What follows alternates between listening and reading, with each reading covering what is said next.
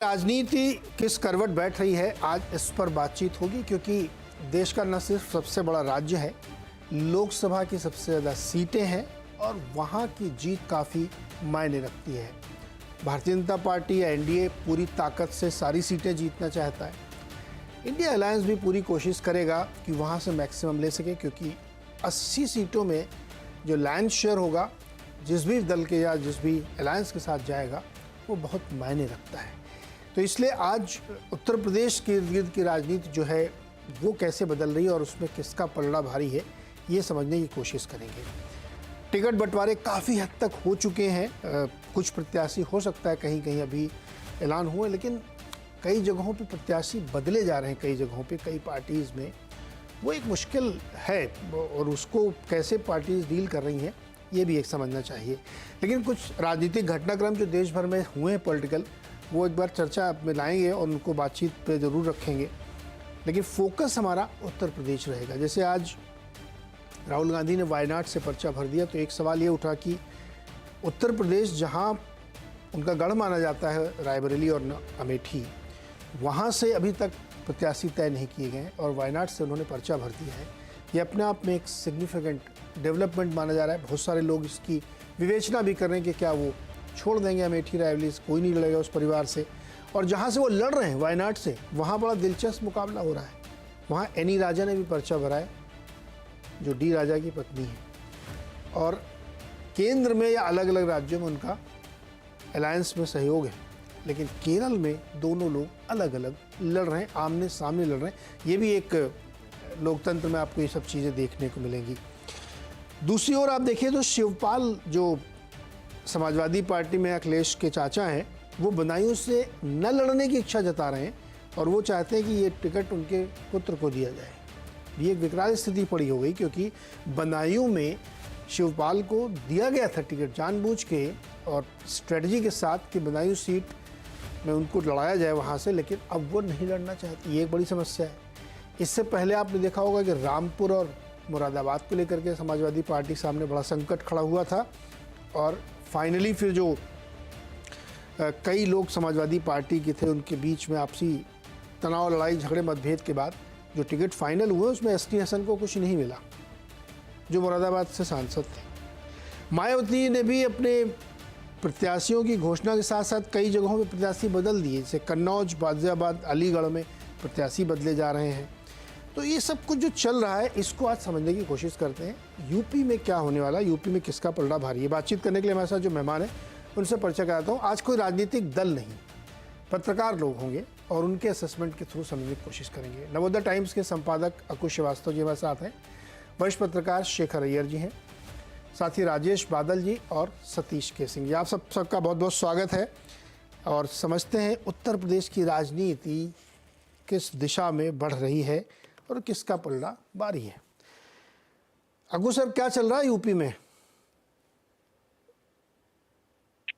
UP में काबा अगर है तो यूपी में कुल मिलाकर के योगी बा हो जाता है और वहाँ मोदी बा के साथ योगी बा जुड़ जाता है। और वो एक अकेला ऐसा राज्य है जहां पर मुख्यमंत्री का नाम जो है वो प्रधानमंत्री के नाम के साथ सीधा सीधा जोड़ा जाता है और बाकी कई नेता जो हैं, जो बड़े बड़े नेता, अमित शाह समेत, वो योगी की तारीफ में नजर आते हैं। आज भी ऐसा ही हुआ है जब उन्होंने कहा कि योगी जी ने बिल्कुल कानून व्यवस्था की नकेल कर रखी है और बाकी डेवलपमेंट कर रखा है।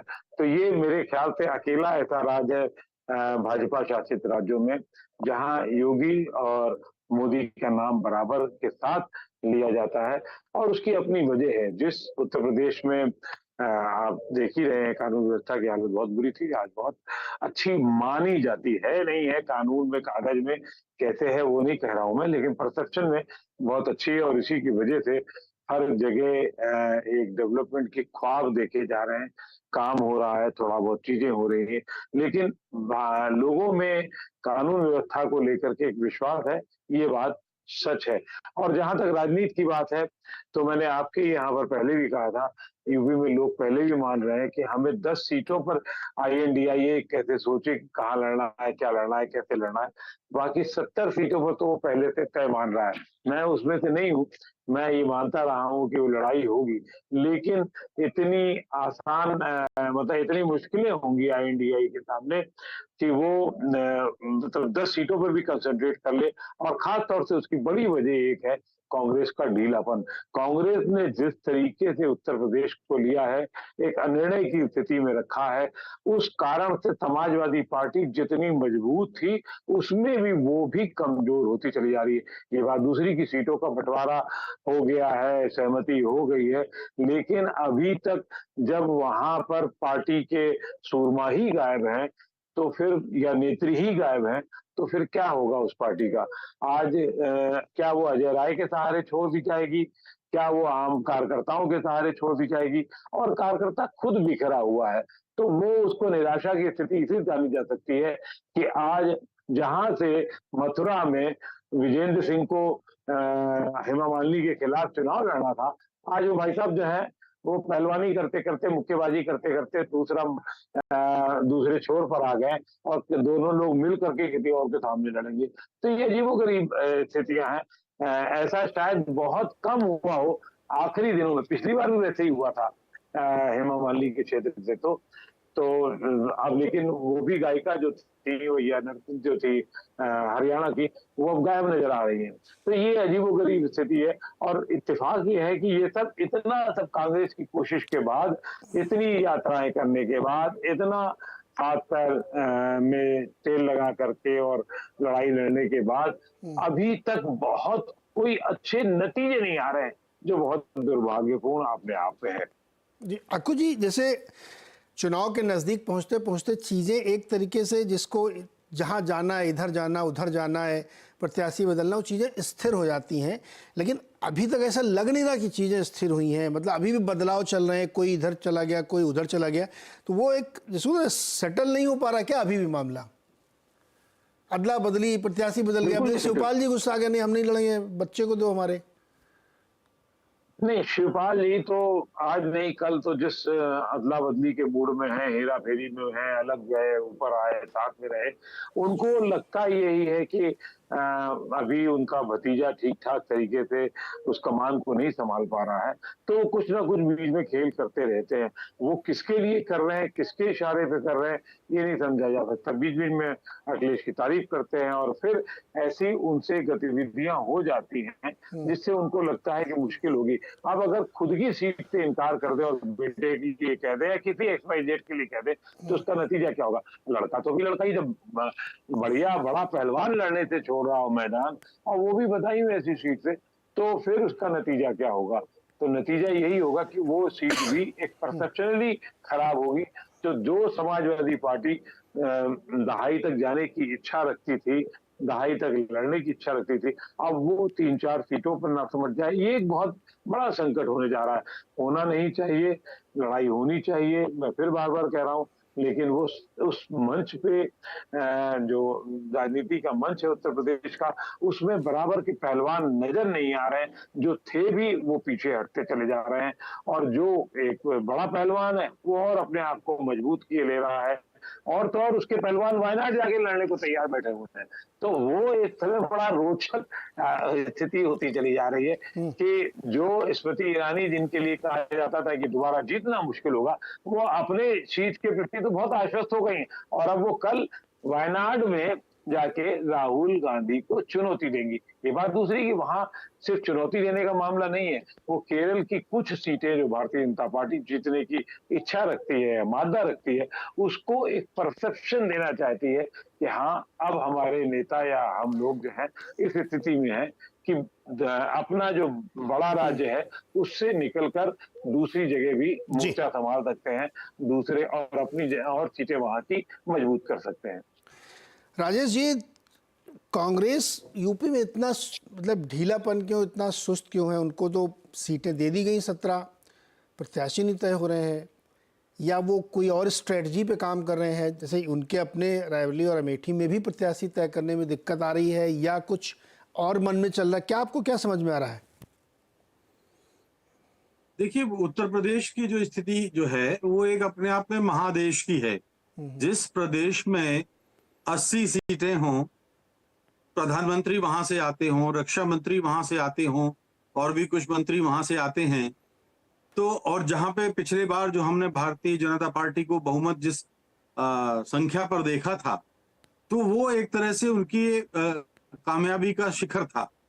तो ऐसी स्थिति में कांग्रेस पार्टी के नजरिए से अगर मैं देखूं तो मुझे ऐसा लगता है कि शायद बहुत आसान मुकाबला तो है नहीं। और जब मुकाबला आसान नहीं होता तो फिर मुझे लगता है कि मुकाबले के लिए तैयारियां भी शायद उसी तरह से की जाती हैं। मैं इसमें ये कह सकता हूं कि अभी भी भारतीय जनता पार्टी के लिए उत्तर प्रदेश का किला जीतना कोई बहुत बड़ी बात मतलब नहीं है, बहुत मुझे आसान और अनुकूल लगता है। लेकिन डबल इंजन की सरकार है, तीसरी बार का मौका है, एंटी इनकम्बेंसी है, तो इतना आसान भी नहीं है जितना हम समझ बैठे हैं कि शायद आएगा। पिछले बार वाला जो आंकड़ा है वहां तक पहुंचना तो बहुत मुश्किल है, कम होंगी सीटें। लेकिन हाँ, बात चूंकि कांग्रेस की कर रहे हैं, तो अगर सीटें कम होंगी तो फायदा किसको होगा, ये भी एक देखने वाली बात है। और समाजवादी पार्टी का देखिए सबसे अब तक का दुर्बल प्रदर्शन हमने देखा था पिछले लोकसभा चुनाव में, और इससे कम समाजवादी पार्टी का क्या हो सकता था। अब इस बार बदला हुआ मामला है, 1.5%, 2% वोटों पे अगर कांग्रेस ठहरी है और बाकी पे समाजवादी पार्टी है, तो मुझे लगता है कि जो 17 सीटों का गठबंधन है वो उनके लिए सम्मानजनक है।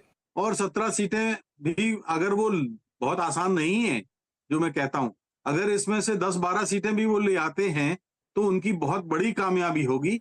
उत्तर प्रदेश की जो मौजूदा परिस्थितियां हैं उसमें बस ये है कि दो वर्ग, जो मैं जितना मैं समझ पाया हूं, वो भारतीय जनता पार्टी को उनका मुकाबला करना आसान है, और उसके मुकाबले में केवल राम मंदिर का मसला जो है वो उसकी भरपाई करता है। जो दो वर्ग मैंने बताए, एक तो किसान और दूसरा महिलाएं, तो ये जो दो वर्ग हैं वो थोड़ा सा मुझे लगता है भारतीय जनता पार्टी के लिए चुनौती पेश कर सकते हैं।